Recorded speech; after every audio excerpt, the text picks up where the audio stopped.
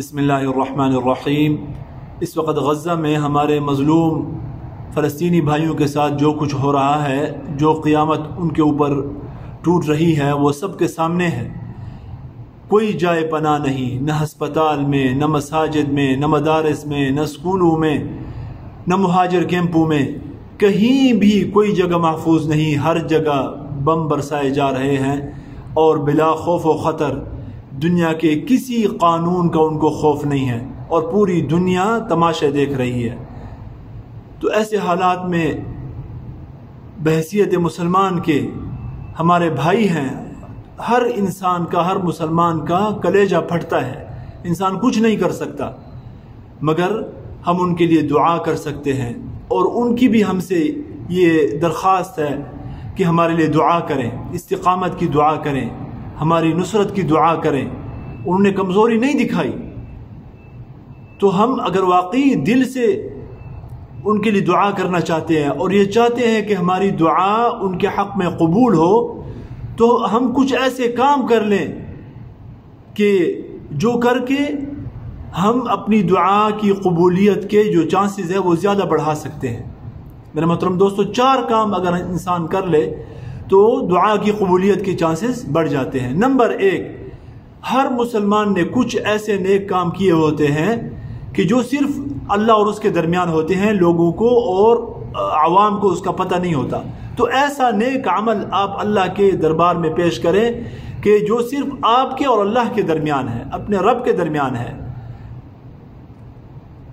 اور اس کے وسیلے سے دعا کریں کہ یا اللہ، اس کے وسیلے سے ان کی مدد و نصرت فرما، ان کو استقامت نصیب فرما، اور ان کو فتح مبین عطا فرما، اور ان کی حفاظت فرما۔ نمبر 2، ایسا گناہ چھوڑ دیں کہ جس کے بارے میں عام لوگوں کو پتہ نہ ہو، صرف اللہ رب العزت کو پتہ ہو، آپ کے اور اللہ کے درمیان ہو۔ تو ایسی برائی اور ایسا گناہ چھوڑ دیں، صرف اس لیے چھوڑ دیں کہ یا اللہ، اس گناہ سے توبہ کی برکت سے یا اللہ ان سے یہ تکلیف اٹھا لے اور انہیں فتح مبین عطا فرما۔ نمبر 3، اپنے گھر کے معصوم بچوں کو جمع کریں۔ آپ اگر مدرسے میں ہیں تو مدرسے کے جو معصوم بچے ہیں ان کو جمع کریں، مسجد کے معصوم بچوں کو، محلے کے معصوم بچوں کو، اپنے رشتہ داروں کو جمع کر کے، اور پھر جو ہے نا ان سے دعا کرائیں اور ان کو کہیں بیٹا تمہاری ہی طرح کے معصوم بچے وہاں پر کٹ رہے ہیں، ان کے لیے دعا کرو، اللہ پاک ان کی مدد فرمائے اور ان کی حفاظت فرمائے، اور ان کے لیے لڑنے والوں کو اللہ پاک فتح مبین عطا فرمائے۔ نمبر 4، دعا کی قبولیت کا ایک سبب یہ بھی ہوتا ہے کہ انسان دعا کرنے سے پہلے صدقہ دے، خیرات دے، اللہ کے راستے میں کچھ مال پیش کرے، اور یہ بھی کہ انسان دعا کرنے سے پہلے نیک اعمال کرے، انسان تلاوت کر لے، نوافل پڑھ لے،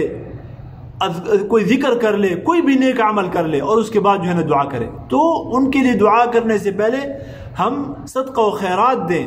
اور جو ہے نا نیک اعمال کریں، اور اس کے بعد جو ہے نا دعا کریں کہ یا اللہ، اس کے وسیلے سے اور اس کی برکت سے ان سے یہ تکلیف ہٹا دے۔ میرے محترم دوستو، یہ ان کا ہمارے اوپر کم سے کم حق ہے۔